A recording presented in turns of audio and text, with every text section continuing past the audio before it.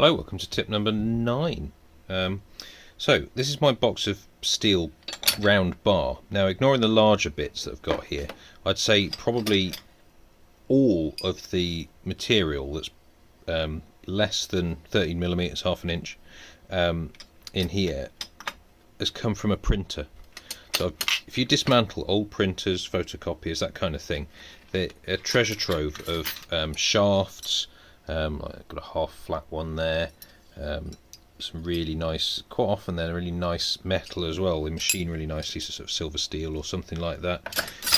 You quite often get ones with little bushings where you've got the print head that slides along a shaft, so they're quite nice to have. You know, smaller shaft there.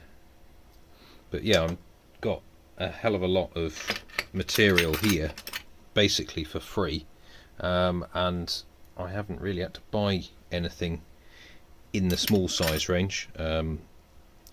Larger stuff I've got job lots off eBay of sort of bar ends and things. It's really, that's it. It's just find yourself some old printers and start raiding them for material.